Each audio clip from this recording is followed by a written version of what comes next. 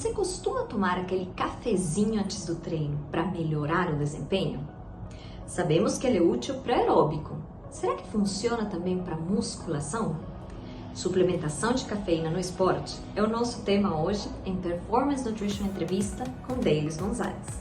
O lugar certo para aprender sobre a ciência e a prática da nutrição e suplementação com os maiores especialistas da área. Acesse nosso programa no YouTube. Lá tem muito conteúdo para vocês ficarem bem informados. Gostou do programa? Já deixa um like e se inscreve no nosso canal. Não esqueça de ativar o sininho. Escreva aqui nos comentários suas dúvidas de alimentação e suplementação. Sua pergunta pode ser selecionada para um próximo programa. Nosso entrevistado de hoje é o nutricionista Gabriel Loureiro Martins. Ele é pós-graduado em Nutrição Clínica Aplicada ao Envelhecimento pela FAPES, mestre em Ciências pela Escola de Educação Física e Esporte da USP, nutricionista clínico em São Paulo, autor de diversos capítulos de livros de nutrição, pesquisador na área de suplementação nutricional, nutrição esportiva e nutrição clínica, e palestrante e professor de pós-graduação.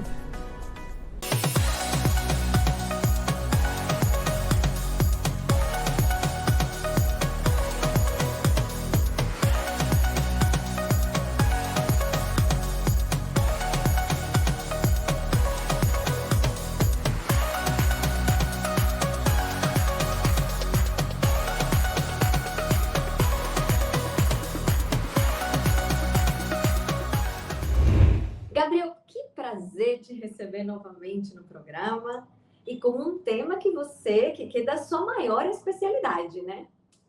Sim, o prazer é meu, deles, agradeço você, agradeço a performance.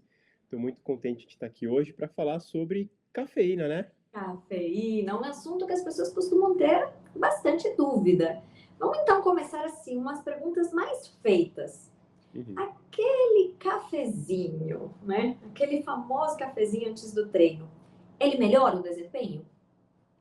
Olha, a gente tem muitos estudos, é uma evidência muito alta, mostrando que sim, ele tem a capacidade de melhorar o desempenho para a maior parte das pessoas. E esse cafezinho, ele é mais evidenciado no contexto de desempenho e também performance esportiva quando consumido de 60 a 90 minutos antes do exercício. Principalmente, a gente tem um volume maior de ciência produzida para o treinamento aeróbico ou intermitente, que seriam aqueles esportes coletivos, futebol, vôlei, basquete, entre outros. Obviamente, tem algumas pessoas que não respondem bem ao cafezinho, né? À cafeína contida ali no cafezinho. Porém, a maior parte da população, sim, tende a se beneficiar com a utilização do cafezinho ou da cafeína antes do exercício físico. Fantástico, fantástico. Você até foi antecipando algumas das coisinhas que eu vou esmiuçar um pouco mais com você. E vamos começar, então, por aquela que também é uma pergunta quente, né? A gente fala no cafezinho, a gente fala na cafeína. Faz diferença o fato de ser, sei lá, café coado, café expresso ou a suplementação, efetivamente? Tem algum que é melhor? Legal. Olha, isso é um debate bom na literatura com relação a isso. O que a gente tem? Essa questão que você me trouxe é a comparação entre o consumo da cafeína através de dosagens farmacêuticas, ou seja, a cafeína manipulada, ou em cápsula, ou em pó, que você mistura num líquido, né? Versus o consumo da cafeína presente nos alimentos fontes, seja industrializado, seja in natura. Então a cafeína está presente em uma série de alimentos, chá verde, chá preto, café, pode ser o coado ou o expresso, por exemplo, cacau. Aí dentro de todos os alimentos achocolatados acaba tendo um pouquinho de cafeína por conta do cacau, e também em produtos industrializados como, por exemplo, os energéticos, que geralmente a estrela é a cafeína, bem como os refrigerantes tipo cola, que acabam tendo a cafeína também incorporada de alguma forma lá dentro. A gente tem estudos principalmente na performance aeróbica com relação à cafeína, e nesses estudos que tem um controle da dosagem, ou seja, a dosagem fornecida via alimentos fontes é a mesma da fornecida via uma dosagem de cafeína farmacêutica, a gente tem um resultado na performance, um incremento na performance aeróbica equivalente, é igual. Então, sim, você poderia utilizar os alimentos fontes de cafeína como um veículo para incrementar sua performance. Só que tem um ponto muito importante, que vale a pena a gente trazer para o pessoal, porque muitas pessoas não se atentam a isso, é que quando a gente faz uma ciência, uma pesquisa, a gente tem um controle rigoroso da quantidade de cafeína ofertada, seja via as fontes alimentares, seja também a dosagem farmacêutica. Então tem esse controle, tem a retirada de exame de sangue para aferir se realmente foi entregue a mesma quantidade de cafeína entre o grupo que consumiu alimentos fontes de cafeína e o grupo que consumiu uma dosagem farmacêutica de cafeína. E quando a gente observa na prática, os alimentos fontes de cafeína, eles acabam tendo uma ampla variação da concentração de cafeína. Então, sim, é possível a gente utilizar alimentos fontes para ter o benefício da cafeína na performance esportiva, sem problema nenhum, mas a gente tem que saber que tem uma flutuação muito grande. Então, para aquelas pessoas que são mais sensíveis a dosagens de cafeína, eu preciso ter uma dosagem pequena garantida, ou para aqueles atletas que precisam ter uma dosagem mais específica para ter uma melhora no desempenho programada, eu deveria, em teoria, migrar ou priorizar o consumo da cafeína via cápsula ou via dosagem farmacêutica. Tem pessoas também que não gostam dos alimentos fontes, então no consultório, quando a pessoa não gosta, mas quer ter um certo benefício fisiológico da cafeína, eu acabo utilizando a cápsula, porque não tem gosto, né? Ela consegue ter aquele benefício que muitas vezes ela deseja, então é uma possibilidade também. E só para você ter uma ideia deles, o principal alimento fonte de cafeína, quando eu penso neles, qual que é, no seu caso? Geralmente a gente pensa no café. É no cafezinho, né? Que é aquele que, até quando eu dou aula, quando eu explico, é o primeiro que o pessoal me pergunta: ah, eu tomo café por causa da cafeína. Então tem essa Aham. correlação. E o café, 150 ml de café, a gente tem diversas literaturas, porque cada estudo a- avalia, né, a concentração de café ali presente. A gente tem uma variação ampla de a cada 150 ml de café, tem entre 40 e 160 ml de cafeína. É uma variação bruta.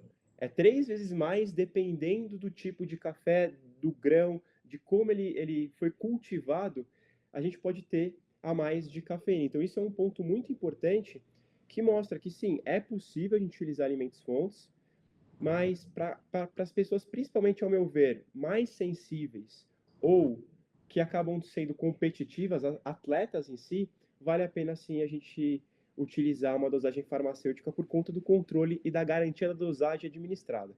Perfeito, perfeito. Então, assim, basicamente, cafeína, né? Funciona. Não importa tanto a via, desde que você chegue na dosagem. Só Isso, que para ter garantia, controle, certeza dessa dosagem, o melhor caminho acaba sendo o suplemento, porque você sabe exatamente quanto você está passando para a pessoa. exatamente. E você tocou num ponto que é muito interessante para todo mundo que gosta do tal do cafezinho, né? Porque hoje a gente tem muitos caminhos, muitas possibilidades de como fazer esse consumo. Além dos diversos alimentos que você comentou que tem, por exemplo, o chá, é interessante também esse lado, mas dentro até dos próprios cafés, a gente tem o coado, que as pessoas gostam muito, a gente tem o expresso, a gente tem outras vias ainda de extração, acho que vamos ficar nos dois mais comuns ali, o coado e o expresso. Quanto tem de cafeína em cada um? E tem, eu acho que tem um ponto muito legal que você trouxe, e aí é isso que eu quero saber em termos do controle, que é não depende de se ele é expresso ou se ele é coado, depende do grão, depende de como foi cultivado, do que depende, assim, até quanto a gente consegue minimamente controlar quanto vai ter de cafeína nessas vias. Legal. Depende de uma série de fatores. Isso é uma pergunta bem interessante, porque quando a pessoa tem um objetivo, precisa no consultório reduzir a cafeína, porque de alguma forma tá tendo algum efeito colateral, que a gente vai conversar mais para frente, acredito eu acabo tendo que controlar ou até que reduzir esse consumo de cafeína. E aí, nesse sentido, a gente tem os grãos, lógico que tem grãos que acabam tendo um pouco mais de cafeína do que os outros por si só, então a gente tem o grão robusta e arábica, o robusto acaba tendo um pouquinho mais de cafeína. Quando a gente pensa nos métodos de extração do café, que aí entra expresso, filtrado, como é que você está fazendo essa filtração? O expresso é aquele que, por ml de café, a gente acaba tendo uma concentração maior de cafeína. Então, o filtrado ele sempre vai ter, por ml, menos cafeína do que o expresso. E a gente tem variáveis, e aqui que é a dificuldade, de fato, a gente controlar, que a gente não consegue ter uma precisão, a não ser que a gente analise, de fato, aquele lote de cafeína, que seria as condições climáticas que o café sofreu à medida do seu crescimento. Então, dependendo da condição, chuva, solo, sol recebido, ele pode ter uma concentração maior de cafeína ou não. E aqui que está o ponto que é tão difícil da gente, de fato, bater o martelo e falar, ó, vai ter tanto de cafeína ou assado, para de fato a gente conseguir dar um direcionamento. Mas por via de regra deles, o que a gente tem?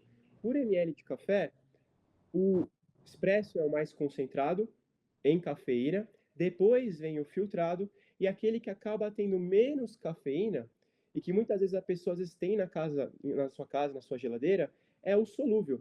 Esse é o que menos tem cafeína, exatamente porque ele acaba participando de uns processos, a gente acaba tendo uma perda parcial da concentração de cafeína. Então, isso são pontos básicos que a gente pode colocar na prática. E aí, na hora de você, de fato, se for um café filtrado, preparar o café, você colocando ele num filtro e jogando água por cima, que é como eu acredito que a maior parte da população faz, você acaba tendo menos cafeína também do que você aquecendo a borra do café na água fervendo, sabe?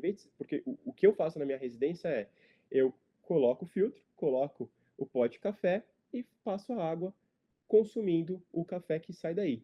Tem pessoas que eu já peguei no consultório, é importante a gente perguntar, que aquecem a borra com a água.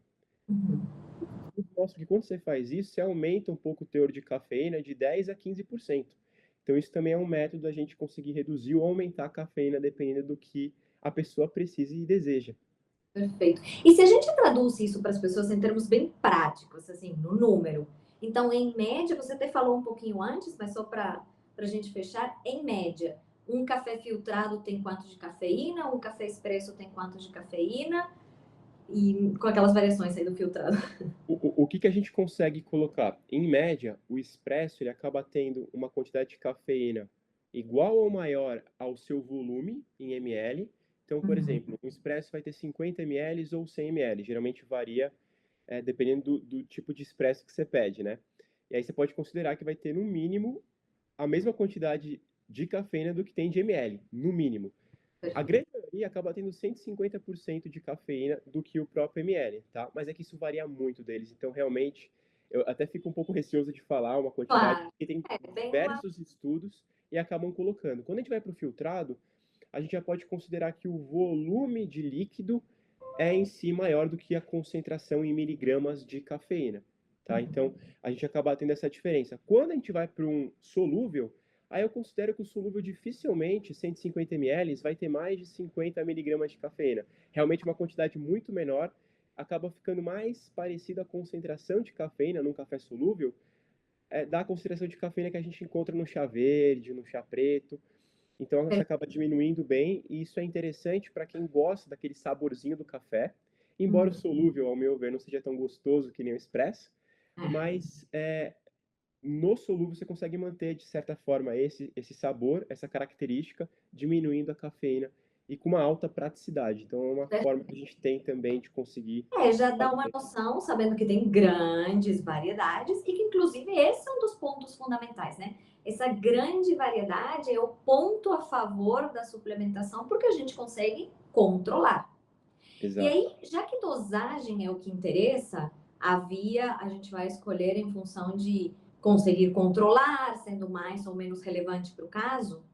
Qual é a dosagem que funciona? Assim, quanto que precisa para a gente ter esse impacto no desempenho?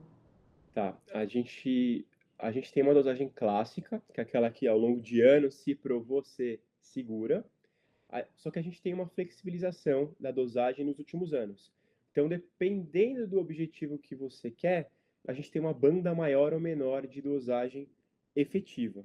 Então, a dosagem clássica que todos os órgãos internacionais defendem como uma dosagem que aumenta o desempenho é a dosagem de 3 a 6 miligramas de cafeína por quilograma de peso. Então, isso é uma dosagem oficial e conservadora.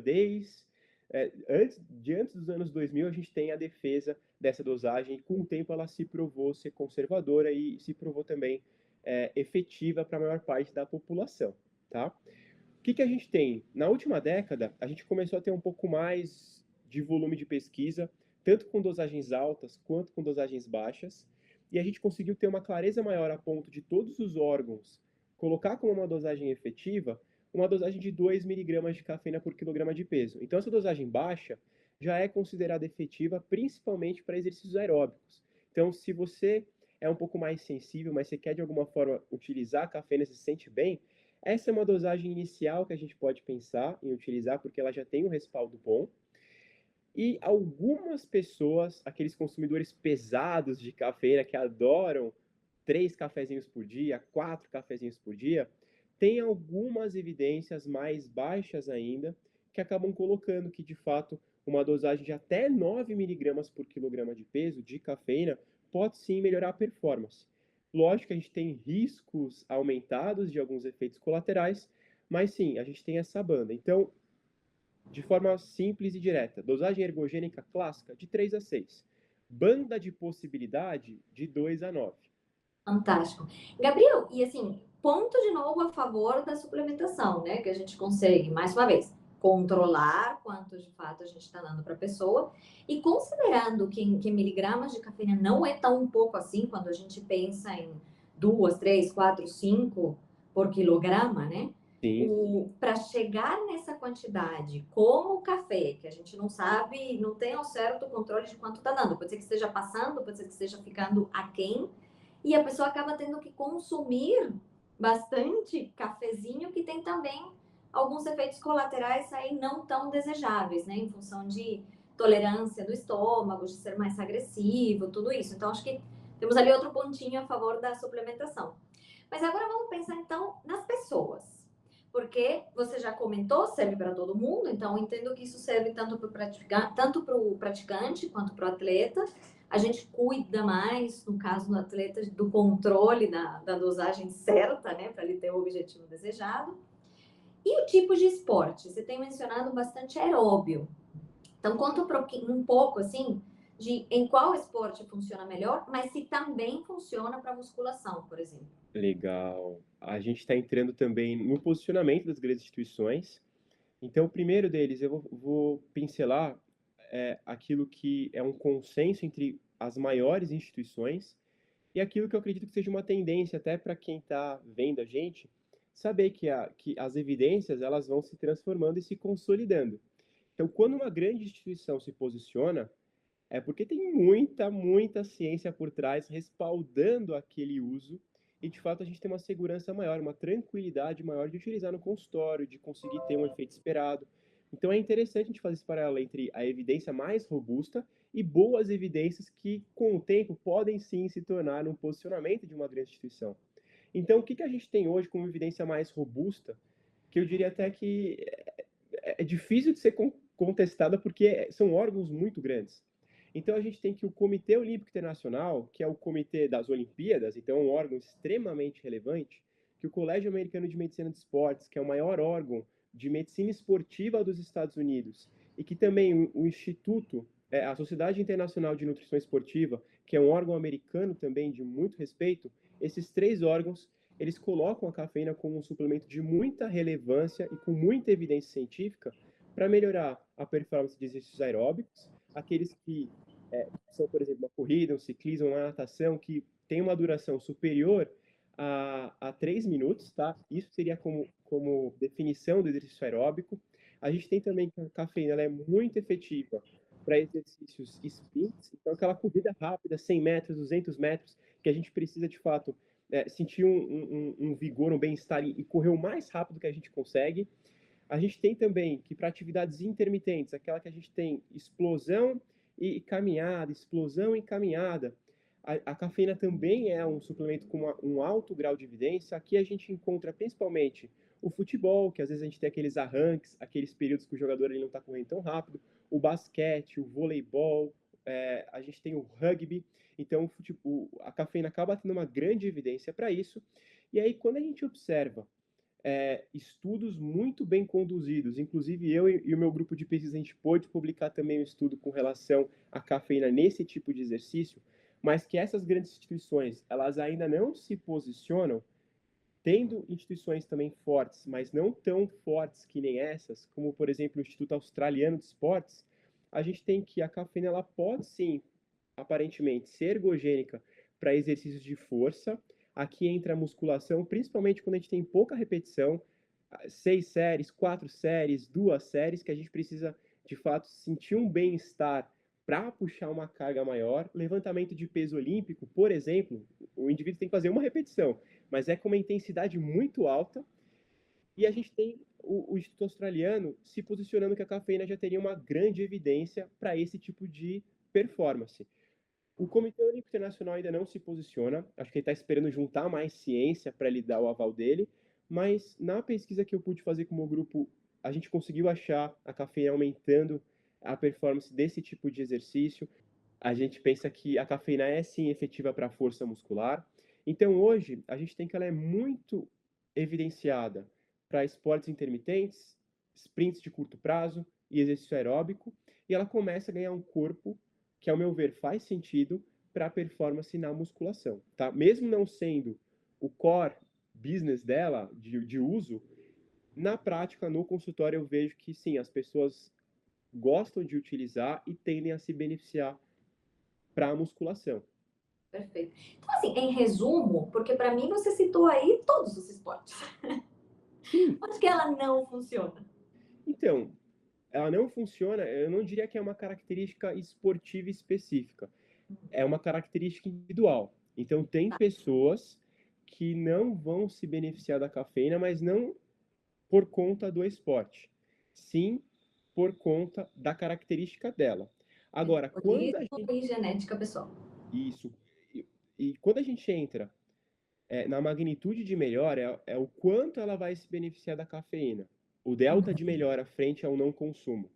A gente tem que, de fato, esse delta de melhora, ele é maior nas atividades aeróbicas. Então, a cafeína ela tem um potencial ergogênico maior nas atividades aeróbicas, que seria uma melhora de 4 a 7% da performance frente à condição placebo.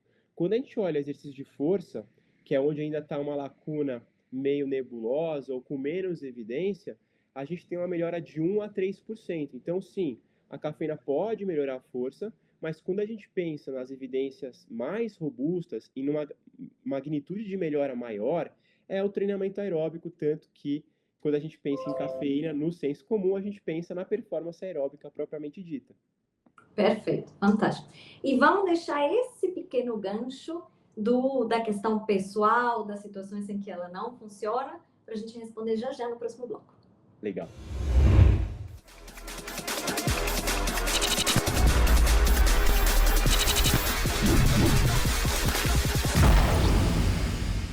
The Clash.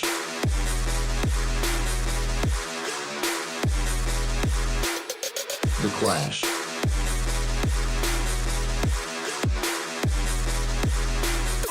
The Clash.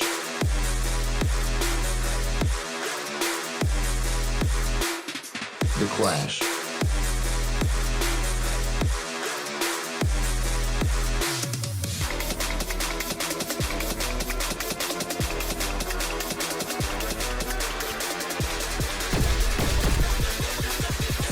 The Clash.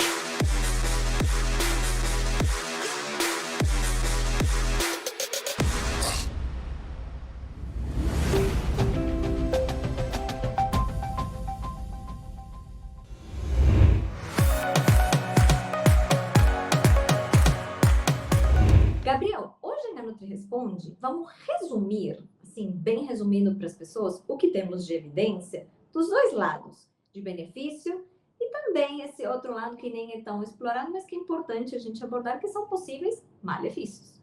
Então, bem resumido, a gente já abordou bastante no bloco anterior, quais são os benefícios da cafeína?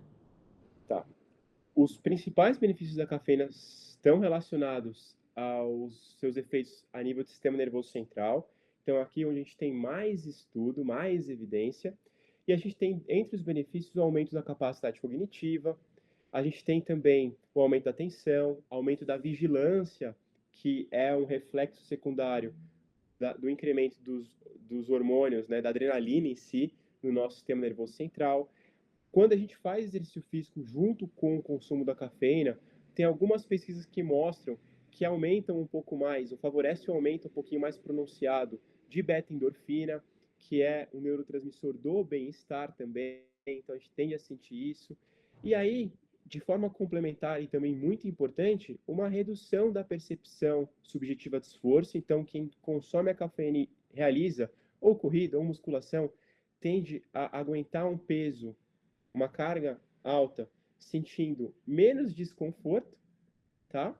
Ou se não, ele consegue permanecer por aquela corrida intensa por mais tempo também, porque para essa pessoa o esforço percebido é menor. Então, aqui que é a chave de fato do benefício da cafeína. E além de tudo isso, a gente tem um último benefício que é a redução do cansaço. Então, no dia a dia, a gente vê muitas pessoas que trabalham no mercado financeiro, que trabalham, por exemplo, na medicina mesmo, dando plantão, que acabam consumindo um cafezinho no hospital ou, se não, no escritório, para reduzir o cansaço e se sentir de alguma forma mais produtivo, com uma capacidade cognitiva maior. Perfeito. E aí agora vamos para o outro lado. É fácil falar em benefício, é comum falar nos benefícios, mas o que a gente tem então de evidências de a cafeína não ser tão boa assim? Bacana. A gente tem dois pontos, eu brinco que são dois polos de atenção quando a gente usa a cafeína no dia a dia. O primeiro polo são os efeitos de retirada. Esse é um problema, principalmente para quem está muito tempo consumindo dosagem muito alta de cafeína, acaba entrando num aspecto que se chama de caffeine cycle, que é o ciclo da cafeína. E a gente tem os efeitos colaterais, quando a gente começa a usar uma dosagem que, para a nossa condição individual, é considerada alta e a gente começa a ter efeitos deletérios, não desejáveis, que acaba diminuindo, de fato, a nossa performance, ou se não, também prejudicando o nosso trabalho, o nosso dia a dia. Então, eu vou começar deles falando dos efeitos de retirada. Geralmente, os efeitos de retirada a gente consegue observar nos pacientes, naquelas pessoas do dia a dia, que quando começa um dia, ela não consome o café, ela ou ele se sentem cansados ou menos produtivos, começam a ficar, de certa forma, irritados e, com isso, acabam tomando o café. Então, esse ciclo de cafeína é aquela pessoa que não consegue ficar 24 horas sem consumir algum alimento fonte de cafeína, porque senão se sente pouco produtivo, ou desanimado, irritado.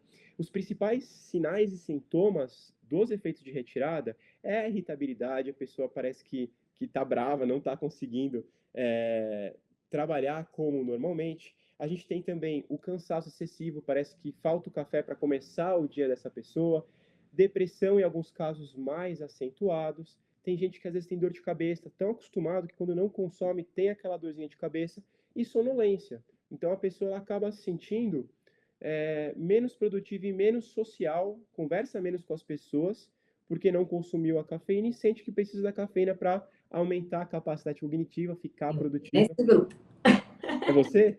Vou te falar que pesquisador é muito assim também, viu? Então você vai na USP, a maior parte das pessoas é cafezinho de manhã, cafezinho de tarde, porque de fato é um ciclo. Quem trabalha muito em escritório geralmente fica nesse ciclo, porque é uma atividade, você fica muito tempo sentado, principalmente pós-almoço, ou logo de manhã tem aquele soninho que estava batendo, então acaba ficando refém do café nesses momentos. Para essas pessoas, é interessante, se está tendo esses benefícios e realmente precisa fazer alguma redução, ou por alguma condição clínica, refluxo, gastrite, ou se não também porque, de fato, o volume do café está muito alto, a gente tenta fazer uma redução gradual, 50% da dosagem de cafeína no dia a cada 4 semanas. Então, se a pessoa consome 4 cafés, olha, nesse primeiro mês ou mês e meio, vamos reduzir para 2. Quais são os momentos principais que, de fato, a gente vai priorizar esse consumo? A gente tem que, pela literatura, essa redução gradual de 25% a 50% da dosagem a cada 4 a 6 semanas é uma redução que tende a ter uma adesão maior, tá? Se eu tirar tudo de uma vez, a pessoa não vai me ouvir, então isso acontece.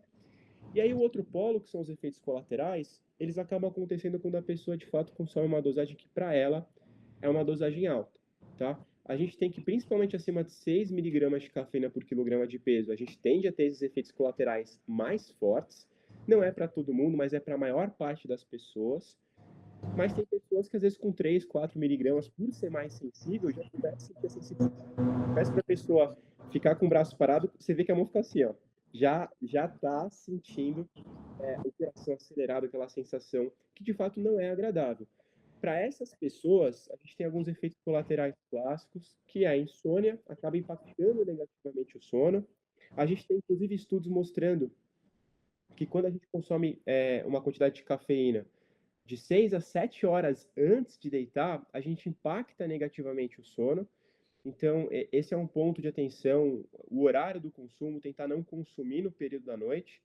E esse impacto negativo no sono é tanto pela qualidade do sono, ele acaba ficando um sono menos reparador, como também a demora para você efetivamente pegar no sono, né? Você fica na cama, às vezes fica mexendo no celular, não consegue dormir, como também o ciclo do seu sono. Quando a gente dorme, ou a gente está de fato descansando, a gente tem os ciclos do sono, que é N1, N2, N3 e REM.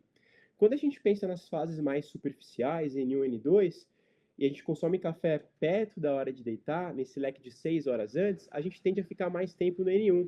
A gente tende a ficar menos tempo no sono reparador, que seria o N3 e o REM. Então, esse é um ponto. Então, fora o cansaço, fora uma qualidade de sono prejudicada, a gente tem outros efeitos colaterais, como taquicardia, o coração começa a bater muito forte, a pessoa se sente mal com isso. A pessoa pode sentir também, de certa forma, náuseas, ficar enjoada de tanto consumir café, tá? Ou a cafeína. E também a ansiedade. Parece que ela não consegue se concentrar naquilo que ela tem que fazer, porque ela tem tantas obrigações que ela começa a pensar nas obrigações do dia seguinte, da semana seguinte, e acaba meio que escorregando na suplementação, no consumo. Ela usa para ficar mais produtiva, mas no final o uso exacerbado deixa ela menos improdutiva por conta da ansiedade. Então tudo isso tem que ser levado em consideração e, obviamente, também a gente tem que considerar a sensibilidade da pessoa, como ela é frente ao consumo da cafeína, bem como o tipo de trabalho da pessoa. É uma pessoa que trabalha com muito estresse, por exemplo, um investidor que trabalha com um volume financeiro muito grande e ele tem que prestar conta, ele está numa fase estressante do trabalho dele. Então, tudo isso é importante para a gente levar em consideração na hora de realizar a suplementação via dosagem farmacêutica ou via fontes dietéticas. Fantástico. Olha, belíssima aula aqui, super prática para quem nos assiste, colocar todas essas recomendações. E a gente cobriu as coisas mais importantes sobre a cafeína no esporte. Eu acho que a mensagem que fica gritante aqui é o quanto que a dosagem faz diferença, para o bem e para o mal, né? Sim. Então, para o bem, uma dosagem bem controlada, uma suplementação bem clara, vai ter todos os benefícios. Se isso for extrapolado de alguma forma, a gente acaba caindo no lado negro. Dele, eu brinco que para os suplementos alimentares de modo geral, um ponto crucial é sempre a dosagem, porque tudo que funciona numa dosagem. Tudo que pode fazer mal numa dosagem. Então, você ter clareza do que você está utilizando, da dosagem que você utiliza, qual que é o parâmetro que você tem que utilizar, quais são os efeitos colaterais que você tem que observar, tô tendo, não tô, são pontos fundamentais. Eu acho que a gente conseguiu passar esse panorama geral para as pessoas conseguirem ter esse dimensionamento e tomarem a decisão de consumir, não consumir, como consumir. Fantástico. Gabriel, super obrigada mais uma vez aqui pela sua participação, por compartilhar a sua experiência. Para vocês que nos assistem, fica um recado, procura ali o seu nutricionista que vai saber, o seu médico, né, vai saber passar a dosagem certa para poder usufruir dos benefícios. E eu acho que fica até a pulguinha atrás da orelha da gente abordar em outra ocasião os benefícios da cafeína, ou tudo com relação à cafeína no sistema nervoso central, né? Porque aqui a gente focou no exercício hoje. Muito obrigada, Gabriel. Muito obrigada a vocês que nos assistem. Curtam, compartilhem. Com carinho da Nutri, a gente se vê. Tchau, tchau, gente. Obrigado deles. Eu agradeço a participação mais uma vez.